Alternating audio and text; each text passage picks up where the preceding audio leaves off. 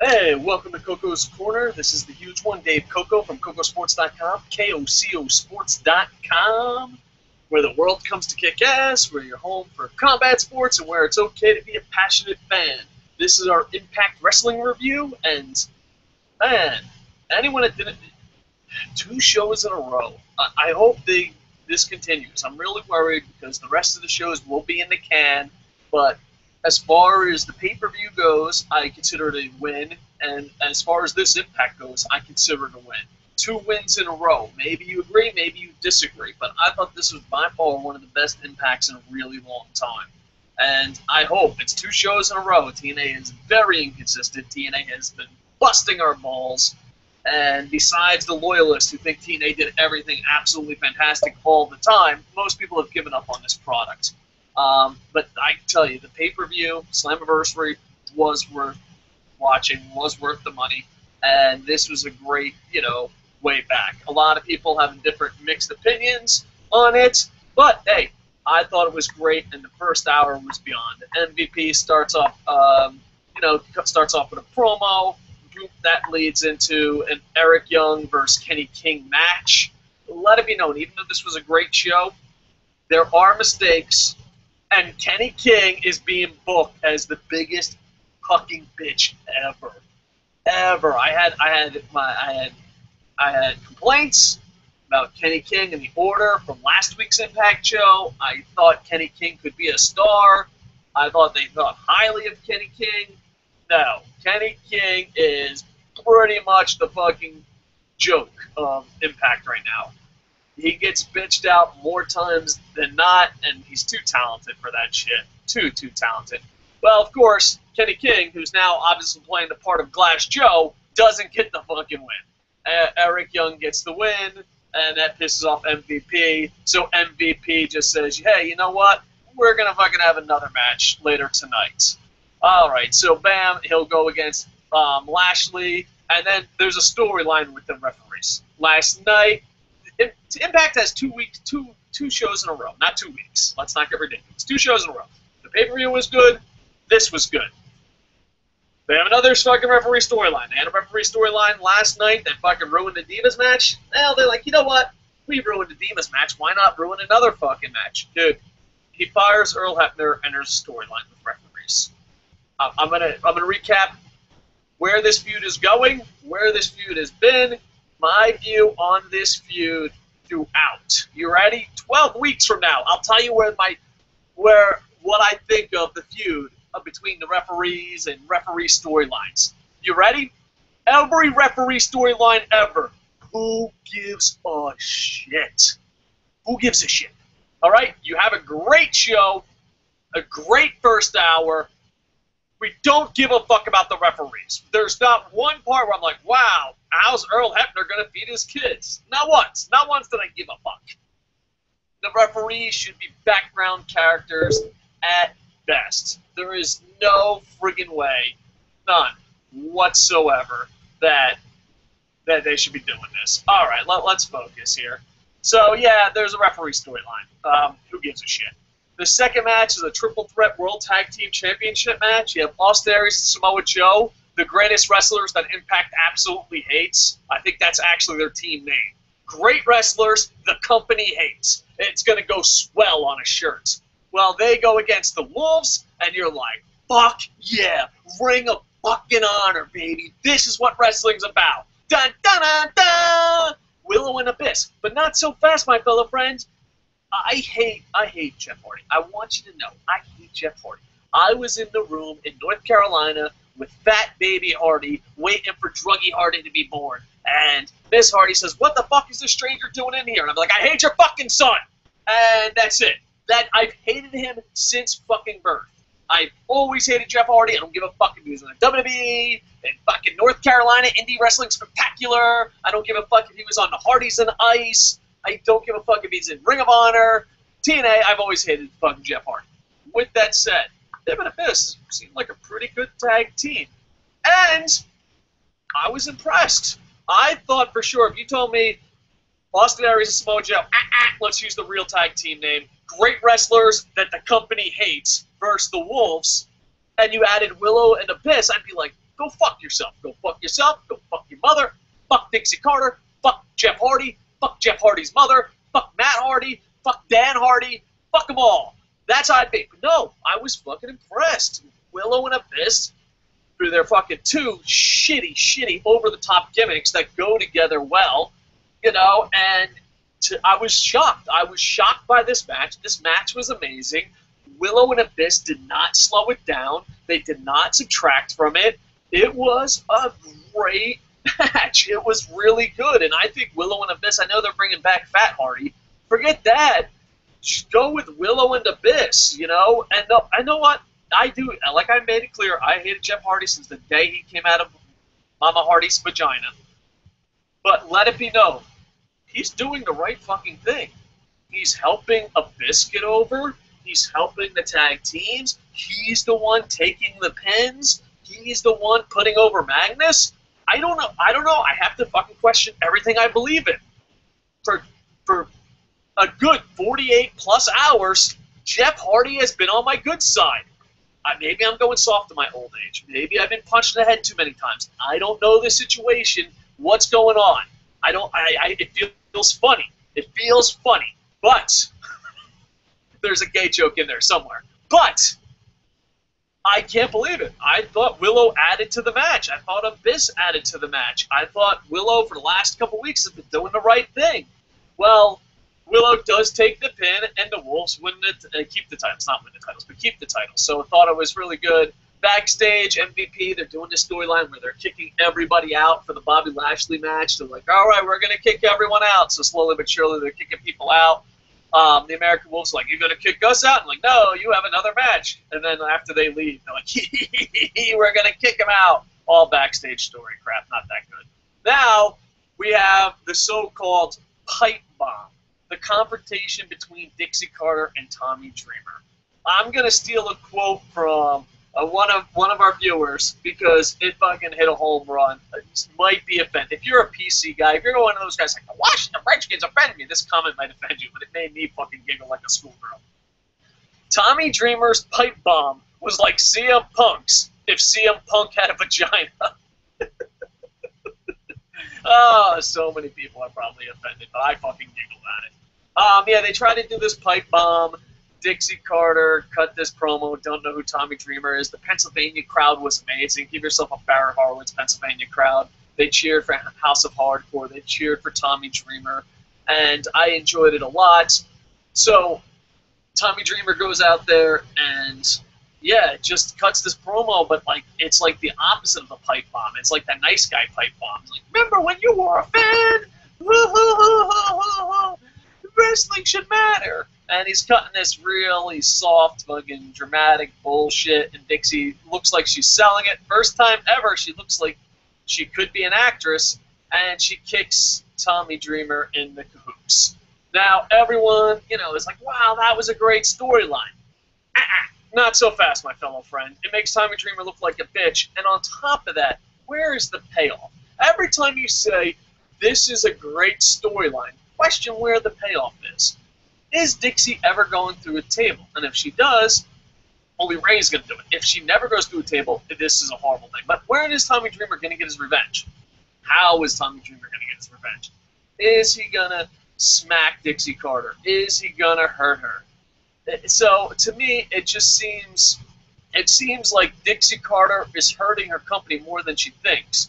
Tommy Dreamer is trying to, I don't know what the hell Tommy Dreamer's trying to be, but let's just pretend he's trying to be a tough guy.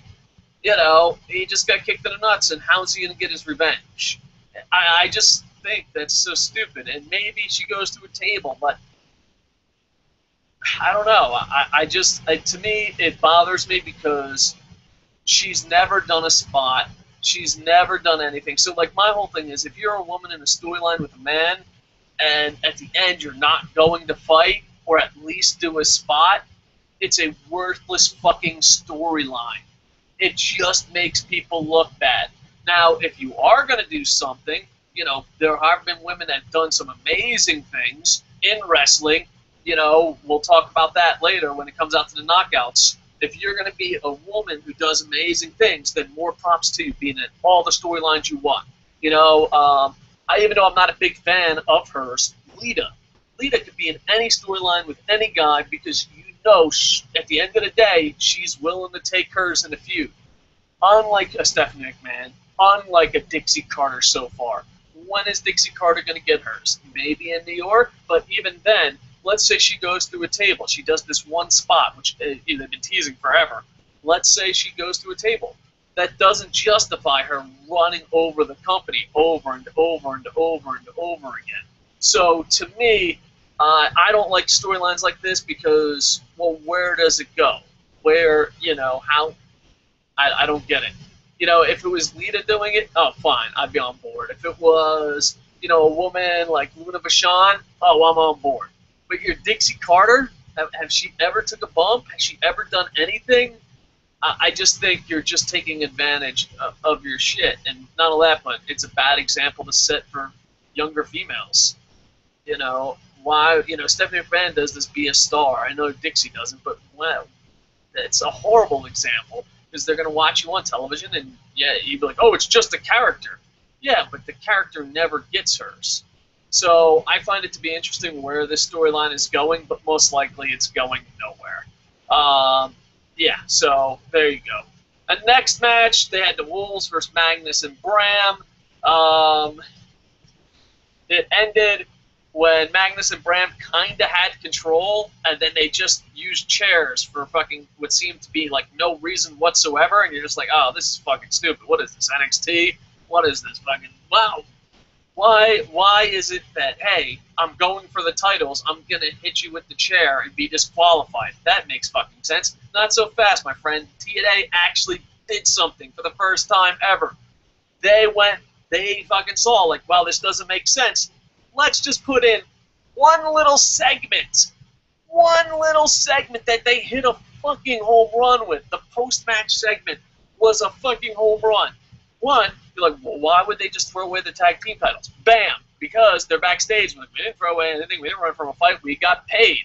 Bam! TNA. Home run. Paying attention.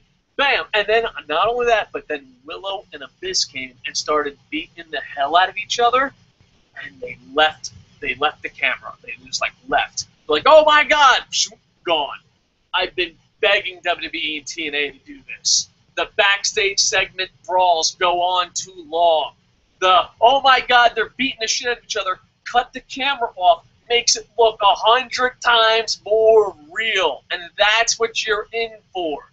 If this was WWE, that stupid backstage segment would have lasted 20 fucking minutes. If this was Impact 2 weeks ago, that fucking backstage segment would have lasted 8 fucking years. If it was Bo Dallas on NXT, that fucking backstage segment is still going on. Still going on to this day, from 3 weeks ago.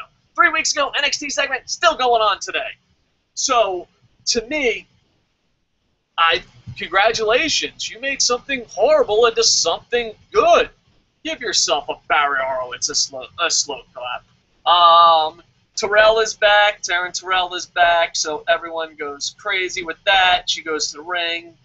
Gail Kim cut a promo, and she said everything that I think most people thought of Terrell. They thought she was just a diva. They thought, oh, what the fuck, she's just a WWE reject. I'm paraphrasing what she's saying, but she said something along those lines. And she's like, but no, after that last women's standing match at Slammiversary, which was the women's match of the fucking year, in my opinion, especially North America, that we respected you. And then they said, hey, well, you know what? You won the ladder match. I won the last women's standing match. Let's have a best of 3. The beautiful people hit, and they had feud a little bit, and bam. So they're building a storyline there. Kurt Angle has been waiting outside like a bitch. I don't know. Kurt Angle has been on television twice, and I don't know if his contract goes past September. But if it didn't go past September, I'd stop putting him on television. Because I'm like, wow, there's Rusev's next opponent. I would not put him on television.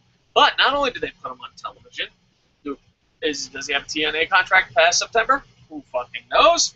But not only do they put him on television, they make Kenny King look like a bitch because he's now the Glass Joe of TNA.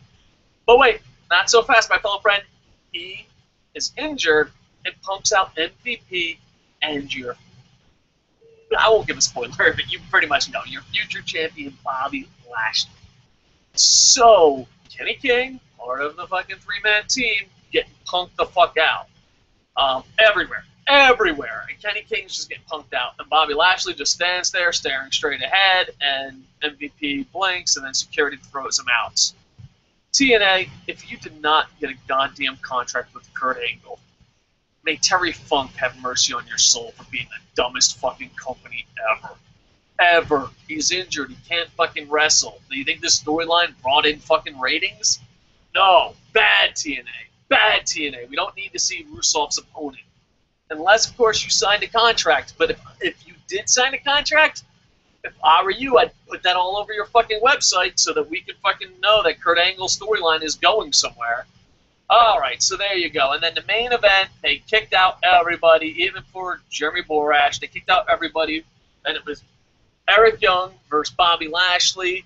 And you know what? It was a pretty decent match. Bobby Lashley carries himself really good for a big guy. There was interference, but not enough to fuck with the match completely. And Bobby Lashley's pins him. 1, 2, 3 in the middle of the ring, and Bobby Lashley's your new champ. Former WWE superstar, former MMA fighter. I guess maybe he's still a current MMA fighter. I don't really know his situation on it. But Bobby Lashley is your world champion. A lot of people are angry about this. A lot of people are happy. A lot of people have mixed feelings. So Danny Allmark says, this is a question we got from Facebook. Danny Allmark says, what I don't get is when change the TNA title on a normal show and not pay-per-view. And there's two reasons for that. One, they're not going to do it on a pay-per-view because not that many people are seeing it, and TNA does not care about pay-per-views as much as they do Spike TV. You can see it by the build. You can see everything about it. They don't give a shit about their pay-per-view. Not enough people are ordering it. And it's funny because Spike TV is tooting the horn of Bellator on Kocosports.com. You can read it there about his 100,000 buys on pay-per-view. And next to UFC and WWE, that's garbage. But Spike TV is tooting their horn and saying Bellator's got 100,000. So, you know, TNA's pay-per-view market really sucks when Bellator's first one does that. And they never tooted the horn of TNA. Ever. So, but yeah, they don't care about the pay-per-views. And the reason why they do it, you know, the title change happened with Eric Young, the live event right after a pay-per-view, and the same thing here. The reason they do that is because they shoot so many shows in the can that if Bobby Lashley won the title next week or the week after, there'd be spoilers everywhere. So they have to do something big on those live shows to keep people interested. So, and that's why Bobby Lashley won the title. Some people are not happy that it's a former WWE guy. I understand that, but I don't know. I'm one of those guys that I don't know if they should have kept it on. And another big thing was after the match, Bobby Roode made the save. So everyone's happy to see Bobby Roode. Of course, he's a TNA alum, TNA original in most people's eyes, and just great to see him back and be a face, and hopefully people can get behind him. And Bobby Roode versus Bobby Lashley will be interesting, to say the least. So I'm giving this a huge win. I know different people have been all over the place on this one. Oh, it's like 4 o'clock in the morning. We got live comments. Thank you so much. Blurred92. I didn't expect to get live comments, so thank you, Blurred92, and if anyone else did. Blurred92 says a win. Damn good show. Good wrestling. Cool returns as well. Yeah, this was a win in my book, especially that first hour, dude. That first hour was amazing with the pro wrestling. Zombie40 says a win. Really entertaining show. It's cool to see Taryn and Roode finally return. And I agree. And Robert Kofi says, hi, Dave. How's it going? I am shocked that we have this many people watching live, so I appreciate it. Thank you so much for the comments. I'm just trying to catch up on shows. I did not see the show. Is it any good? We'll have to look, Robert Kofi. This was one of the best impacts in a real long time, especially that first hour in ring. I mean, they did have some dumb shit with the referees, and there's a title that changed hands. So overall, I think it's really good. But I noticed something on Impact, the pay-per-view and the Slammiversary and this Impact. Two things that they did have in common were the first hour was amazing. So I'm hoping eventually what they put on in the first hour goes into the second hour, goes into the third hour. Impact is really good at opening up shows with just pure wrestling when they bring their A game. So hopefully they keep that up. And they just, the big thing, I fucking beg at them, stop with the referee storylines. I don't give a fuck about any referee storyline. You know what? I'm gonna be completely honest. If Earl Hebner was my dad, I wouldn't give a fuck about a referee storyline. Stop with the referee storylines. Just fucking stop. Referee storylines are way worse than the 97 heel factions trying to take over Impacts. Just stop. No more. That's the only bad part. Like, if you fucking skip the referee parts, this was a really good show. Even Jeff Hardy impressed me. And like I said, I'm a huge Jeff Hardy hater. So, yeah, huge win. I enjoyed it a lot, and hopefully they can build on this. This Impact was good. Slammiversary was good.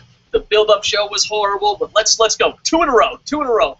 Next week, it's pre-recorded. There'll be spoilers out there. I don't read the spoilers, but still, I worry because usually what they do, what TNA usually does for those pre-recorded shows, they put in a lot more storylines and promos because then people will be entertained even if they do know the spoilers. But I just hope they keep it up with good wrestling. I really do. And that Pennsylvania crowd was really hot. So this is the most highest I've been on TNA in a real long time.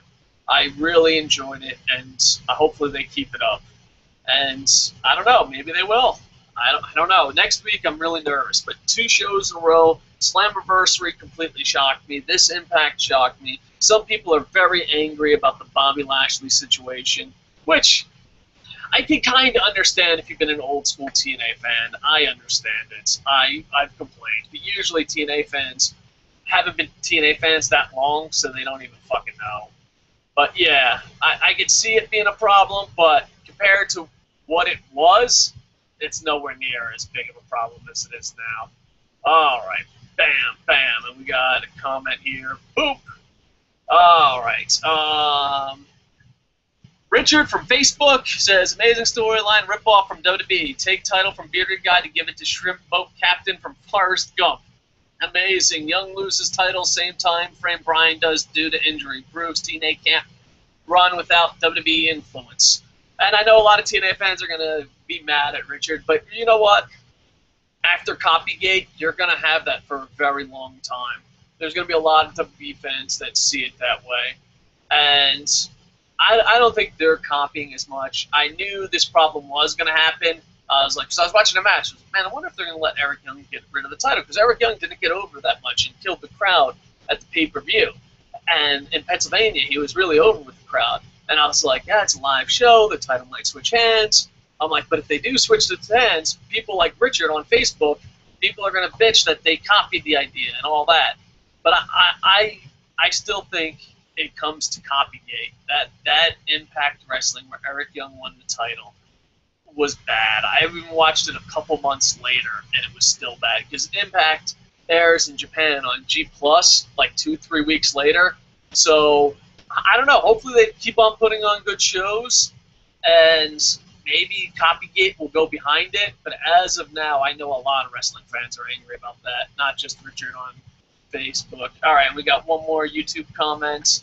9:30 a.m. over here in Ireland. I'll give it a look later. So, all right, Robert Kofi.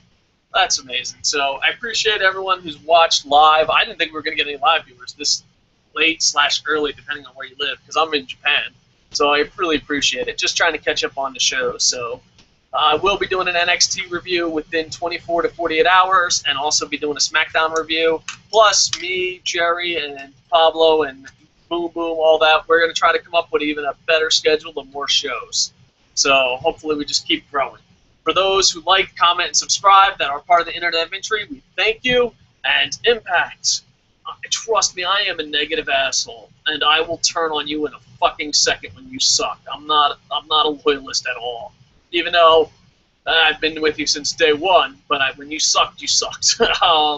I've been there literally from day one. I remember watching the first pay-per-view, and we used to do so much together. But, dude, please keep it up. These athletes deserve to have a good product. These athletes deserve to have a good product.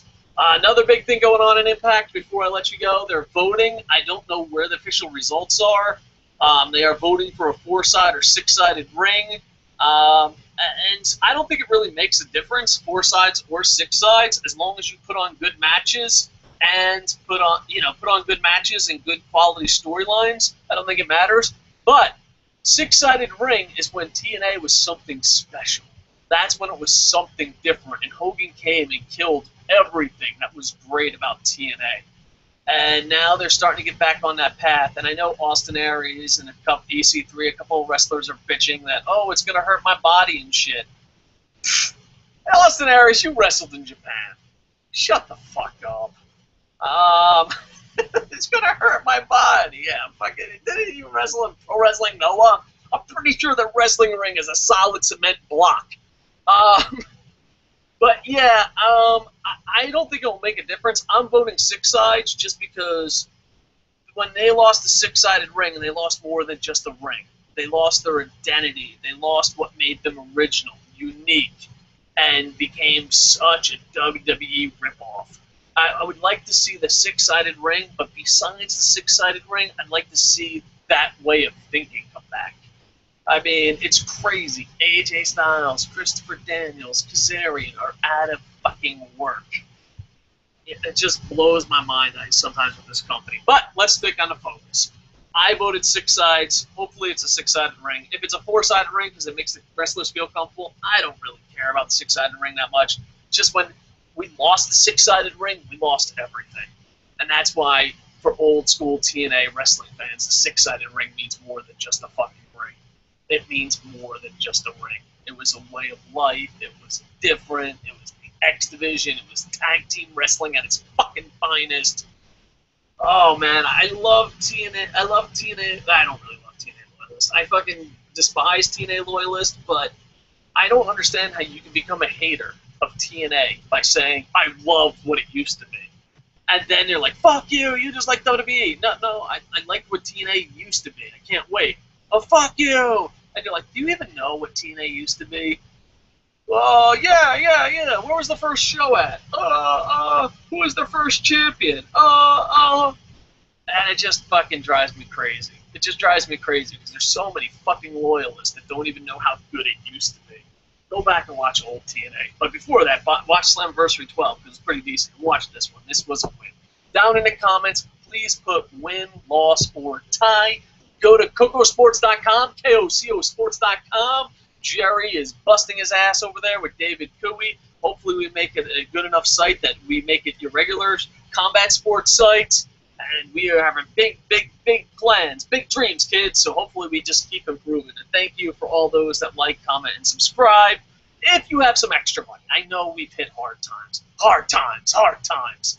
I know a lot of people have hit hard times, but if you have extra money, please go to Kocosports.com or Kocosports.net. It leads you to the same place. And buy one of our Internet Infantry shirts. We'll hopefully have more T-shirts by summertime. And yeah, that'd be great. I mean, I don't want to beg you, but at the same time, you got like $20 laying around. You're like, wow, there's $20. What should I do with this $20? I know. I'll give it to fat guys who yell on webcams. We'd really appreciate that. Best sales guy in the business, folks. Anyway, hey, go to Kocosports.com. And with that, I am